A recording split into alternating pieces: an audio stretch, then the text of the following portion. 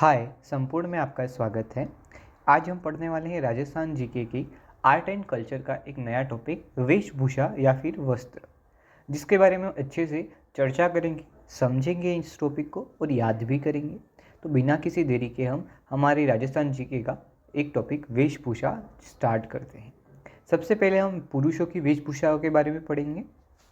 हम पुरुषों की वेशभूषाओं को सिर से लेकर पैर के क्रम में पढ़ेंगे, जिसमें पहले हम पगड़ियों के बारे में समझेंगे। राजस्थान में मोचड़ा पगड़ी विवाह के उत्सव पर पहनी जाती है। वह लहरिया पगड़ी श्रावण माह में, मदिल पगड़ी दशहरे पर और फूल पत्ती की पगड़ी होली पर पहनी जाती है। इस बात को हमें ध्यान में रखना है।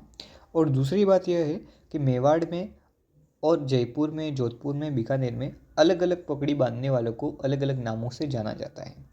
जैसे कि मेवाड़ में पगड़ी बांधने वाले को छाबदार कहा जाता है, जयपुर में बंदेरा कहा जाता है, जोधपुर में कापड़दार कहा जाता है और बीकानेर में पोशाकी कहा जाता है।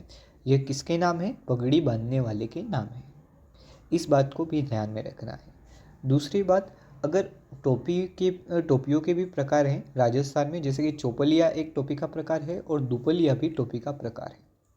अब बात कर लेते हैं अन्य वेशभूषाओं के बारे में, जैसे कि अंगरखी शरीर के ऊपरी भाग में पहने जाने वाला वस्त्र है, जिसकी कलाई लंबाई जांघों तक होती है और यह प्रायः सर्दियों में पहनी जाती है। इसके अन्य नाम तनसुख, दूतई, गाबा, गदर, मिर्जाई, ढोटी, कानो और बुगतरी भी है। इस बात को हमें ध्यान में रखना है। अचकन एक दूसरा वस्त्र है जो अंगरखी का ही परिवर्तित रूप है। धोती, जिसके बारे में आप सभी जानते हैं, पुरुषों द्वारा कमर पर पहने जाने वाला वस्त्र जो साधारणतः श्वेत कलर का होता है। अब चूगा या चोगा ये नया वस्त्र है जो अंगरखी के ऊपर पहना जाता है। हमने जो अभी अंगरखी पढ़ी उसके ऊपर पहने जाने वाला वस्त्र चूगा या चोगा कहा जाता है। जामा शरीर के ऊपरी भाग में पहने जाने वाला वस्त्र है, जिसमें ऊपर चोली होती है और नीचे घेर जो घुटने तक आता है, उसे ही क्या कहा जाता है? जामा। नेक्स्ट है पायजामा। अंगरखी, चूगा और जामे के नीचे कमर व पैरों में पहने जाने वाला वस्त्र पायजामा कहलाता है, यही सभी को पता है। नेक्स्ट आता है ब्रीचेस या बीरजस। यह बहुत ज़्यादा इम्पोर्टेंट है एग्ज़ाम की दृष्टि से। जो आपने चूड़ीदार पायजामा देखा होगा उसे ही ब्रीचेस कहा जाता है। ठीक है, चूड़ीदार पायजामा के स्थान पर काम में लिया जाने वाला वस्त्र को ब्रीचेस कहा जाता है, इस बात को ध्यान में रखना है। पछेवड़ा सर्दी से बचाव हेतु रेजे का बना चद्दर नुमा शरीर के ऊपर डाला जाने वाला वस्त्र पछेवड़ा कहलाता है, ये भी सभी को पता होगा। घुग्गी, यह भी इम्पोर्टेंट है। ब्रीचेस और घुग्गी दोनों इम्पोर्टेंट है, ज़्यादातर एग्जाम में आते हैं। घुग्गी उनका बना हुआ वस्त्र होता है जो सर्दी या वर्षा से बचाव हेतु ओढ़ा जाता है। यह सर्दी में भी काम आता है और बरसात यानी वर्षा में भी काम आता है। इस वस्त्र का क्या नाम है? घुग्गी। कमरबंद या पटका जामा या अंगरखी के ऊपर कमर पर बांधा जाने वाला वस्त्र जिसे तलवार या कटारी रखी जाती है उसे कमरबंद या पटका कहा जाता है। आतमसुख सर्दी में पहने जाने वाला वस्त्र होता है ये। उसके बाद मलईगिरी, यह इम्पोर्टेंट है मलईगिरी, ठीक है। भूरे रंग में रंगा हुआ वस्त्र जो वर्षों तक सुगंधित रहता है उसे ही मलईगिरी कहते हैं, यानी कि ऐसा वस्त्र जो सुगंध फैलाता है या फिर जिससे सुगंध आती है, वर्षों तक आती है, उसे ही मलईगिरी कहा गया है। अमोवा प्राचीन समय में शिकारी द्वारा शिकार करते समय पहने जाने वाला वस्त्र जो होता है उसे अमोवा कहा जाता था या फिर वह वस्त्र अमोवा कहलाता है, इस बात को ध्यान में रखना है। बालाबंद पगड़ी पर धारण करने का एक जरीदार वस्त्र होता है जिसे बालाबंद कहते हैं। और लुंगी एक प्रकार का अधोवस्त्र है, ठीक है। और दूसरे तो आपको ये सभी मैंने जो पुरुषों की वेशभूषा में जो वस्त्र होते हैं उनके बारे में बताया। सिर पेच ने वो सब पगड़ी पर पहने जाने वाले आभूषण होते हैं, ठीक है। पगड़ी के बारे में एक दो तथ्य और बता देता हूँ। जैसे दरबारी पगड़ी धौलपुर में प्रसिद्ध है और खेड़किया पगड़ी जो है वो जोधपुर की प्रसिद्ध है। सहरिया जो पुरुष हैं उनके साफे को खपड़ा कहते हैं और सहरिया पुरुषों का कुर्ता जो होता है उसे सलूका कहा जाता है। इस बात को ध्यान में रखना है। और सरिया पुरुष के घुटने तक की धोती को पंछा कहा जाता है। भीलों के बारे में बता देता हूँ। भील पुरुषों की लंगोटी को खोइतू कहा जाता है। भील पुरुष के सिर पर पहने जाने वाले वस्त्र को अंगोछा कहा जाता है। और भील पुरुष का कुर्ता जो होता है उसे अंगरखा कहा जाता है। और भीलों द्वारा पगड़ी के स्थान पर सिर पर रखने जाने वाला वस्त्र जो होता है उसे पोतिया कहा जाता है। और भीलों के कमर का वस्त्र फालू कहा जाता है। इस सभी बात को हमें ध्यान में रखना है, ठीक है।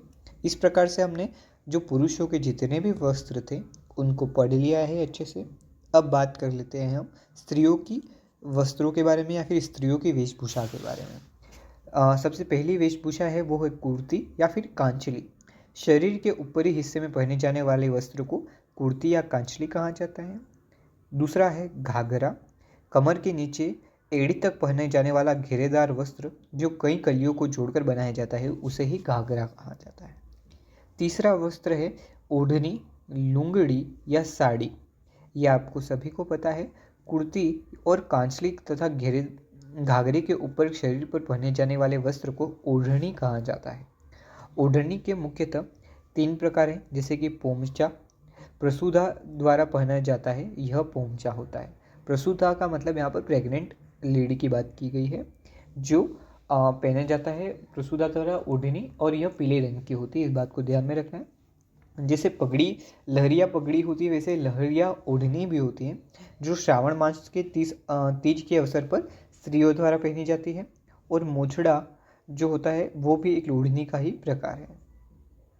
लहरिये की धारीदार जब एक दूसरे को काटती हुई बनाई जाती हैं तो वो मुठड़ा कहा जाता है, ऐसा बताया गया है किताबों में, ठीक है।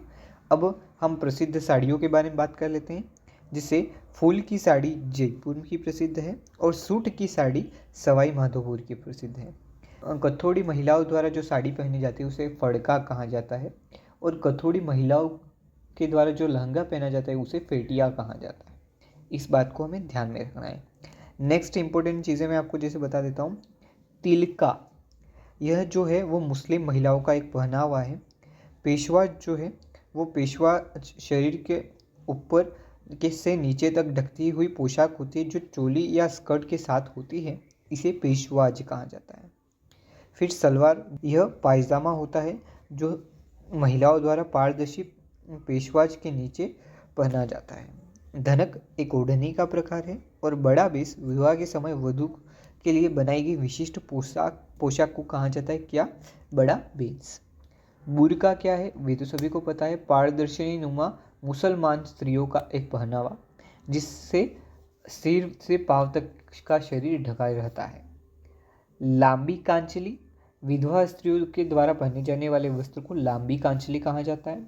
लालर क्या है? तो विधवा स्त्रियों की ओढ़नी। दामड़ी, मारवाड़ क्षेत्र की लाल रंग की ओढ़नी को दामड़ी कहा जाता है। इस बात को हमें ध्यान में रखना है। स्पेसिफिकली हम आदिवासियों के वस्त्रों के बारे में बात करें तो जैसे कि पहली है जामसाई साड़ी। विवाह के समय यह पहने जाने वाला वस्त्र है जिसमें लाल जमीन पर फूल पत्तियां युक्त बेल होती हैं। नांदड़ा या नांदड़ा आदिवासियों का प्रचलित प्राचीनतम वस्त्र है। कटकी, आदिवासी अविवाहित बालिकाओं की ओढ़नी, कटकी पर किया गया लाल व सफ़ेद की बूटियों का अलंकरण। पावली तथा ओढ़नी को पावली भात की ओढ़नी कहा जाता है।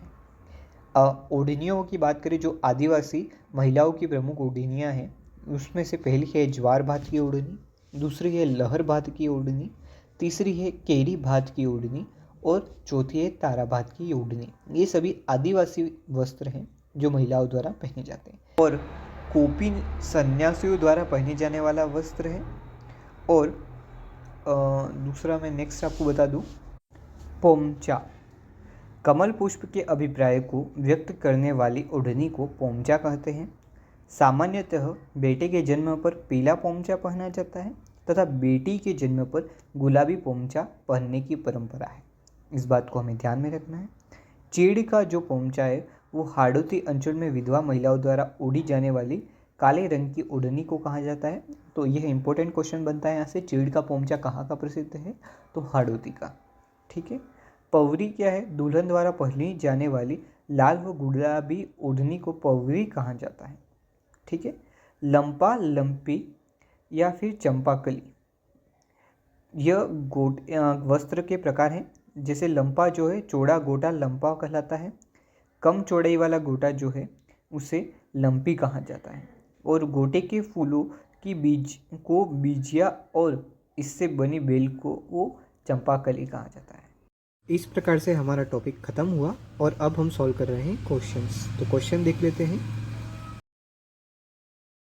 तो पहला क्वेश्चन है, कौन सा वस्त्र ओढ़नी का प्रकार नहीं है? ठमड़ा, धनक, मोटड़ा या पोंचा? तो इसका सही आंसर होगा ठमड़ा। नेक्स्ट क्वेश्चन, भुगतरी वस्त्र क्या है? पुरुषों की कमर के नीचे के भाग में पहने जाने वाला वस्त्र, पुरुषों के शरीर के ऊपरी भाग में पहने जाने वाला वस्त्र, ग्रामीण पुरुषों के सिर का वस्त्र या फिर ग्रामीण महिलाओं के वस्त्र? तो इसका सही आंसर होगा पुरुष के शरीर के ऊपर ही पहने जाने वाला वस्त्र। तीसरा क्वेश्चन, केरी भात की ओढ़नी, लहर भात की ओढ़नी का प्रचलन है विधवा महिलाओं में, राजपूत महिलाओं में, आदिवासी महिलाओं में या फिर उपयुक्त सभी में? तो इसका सही आंसर होगा आदिवासी महिलाओं में। फोर्थ क्वेश्चन देख लेते हैं अब। नेक्स्ट क्वेश्चन है, राज्य में साफे के लिए प्रसिद्ध शहर है उदयपुर, जैसलमेर, जोधपुर या बीकानेर? तो इसका सही आंसर होगा जोधपुर। अब फिफ्थ क्वेश्चन देख लेते हैं। कछाबू वस्त्र पहना जाता है आदिवासी पुरुषों द्वारा, आदिवासी महिलाओं द्वारा, महिला व पुरुष दोनों द्वारा, इनमें से कोई नहीं? तो इसका सही आंसर होगा आदिवासी महिलाओं द्वारा। नेक्स्ट क्वेश्चन देख लेते हैं। सिक्स क्वेश्चन, राज्य में दशहरे के अवसर पर पहनी जाने वाली पगड़ी कहलाती है मिठड़ी, मदिल, अदिल या ओझड़ी? तो इसका सही आंसर होगा मदिल। सेवंथ क्वेश्चन, विधवा महिलाओं द्वारा ओढ़े जाने वाले काले रंग की ओढ़नी को कहा जाता है? चेड़ का पोंचा, केरी भात का पोंचा, गुलाबी पोंचा या तारा भात का पोंचा? तो चेड़ का पोंचा कहा जाता है। नेक्स्ट क्वेश्चन, एट्थ, कमर पर बांधे जाने वाला वस्त्र जिसमें कटार रखी जाती है कहलाता है? कटक, कटारा, फटका या पटका? तो इसका सही आंसर होगा पटका।